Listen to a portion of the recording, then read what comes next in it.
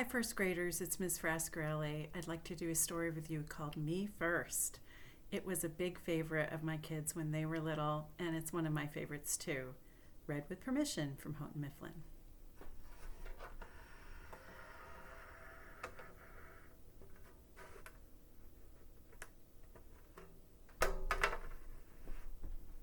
Me First.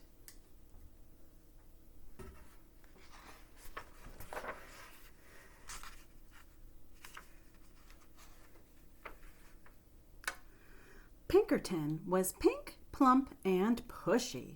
He would do anything to be first, even if it meant bouncing off bellies, stepping on snouts, or tying tails. Me first, he cried when he had been last in line and finished first down the slide. Me first, he cried at story time, settling on his round bottom with his big head right smack in front of the book. And every day in the school cafeteria, me first rang out, and there was Pinkerton.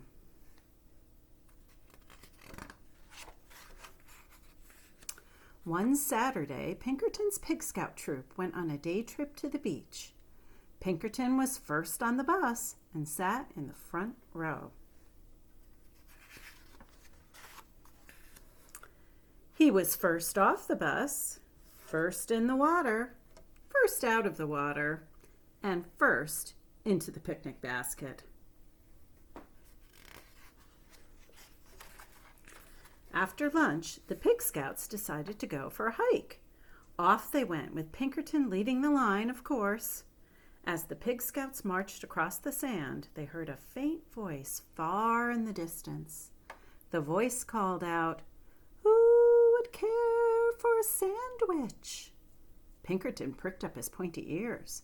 Care for a sandwich? Oh, yes, me first, he thought, and he began to trot ahead of the others. Soon he heard the voice again, closer and louder this time. "Who would care for a sandwich?" "Me first," cried Pinkerton, kicking up sand and leaving the other Pig Scouts far behind. His imagination almost burst. Peanut butter, jelly, 2 tomatoes, 7 pickles, a slab of cheese, a blob of mayo, a big spear of mustard, all for me first. Who would care for a sandwich? Now, at full gallop, Pinkerton shrieked, "Me first!" Over a sandy hill he flew, and kerplop, he landed face to face with a small creature with a bump on her nose and fur on her toes. "Am I glad to see you?" she cackled. "I sure could hear you coming. Me first, me first, me first. I guess you really would care for a sandwich."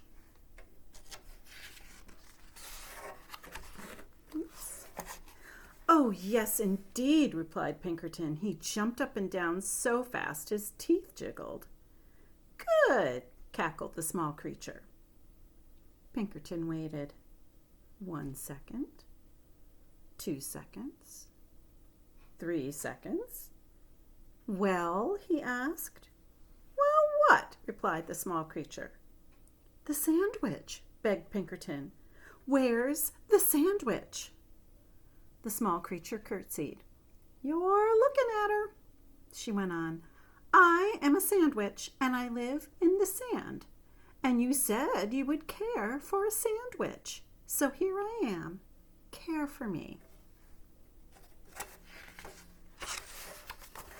All Pinkerton could say was, "But I—" Taking no notice, the sandwich continued. "You said me first. You wanted to be the first to care for me. Well, congratulations. Now just come along to my sandcastle." Grabbing Pinkerton firmly by the sleeve, she led him around a few bends. Before he could say, "But I—" again, the gate to her castle closed. "All right, my pink, plump, and pushy one. Now you care for me. You may have the honor of being the first to powder my nose and comb my toes."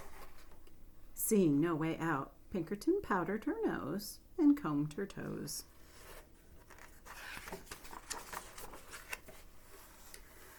first," she crowed. "You may be the first to put my supper in a bucket and feed me with a shovel."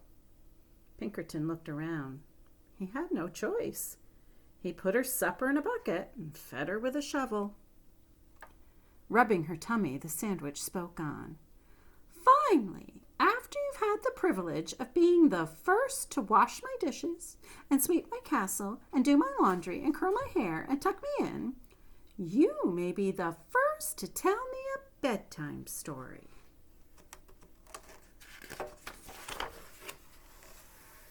Pinkerton washed the dishes, swept the castle,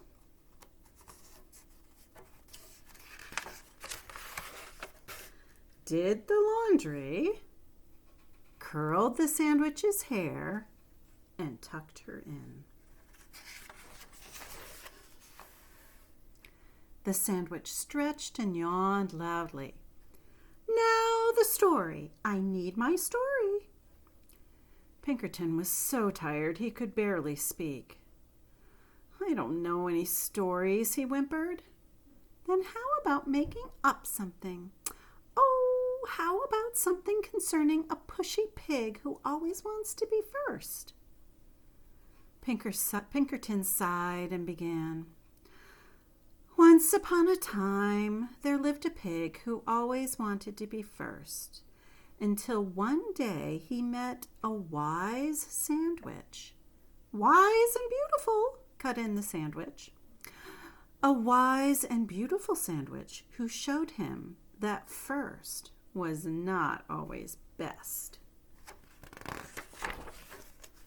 "Aha!" cackled the sandwich.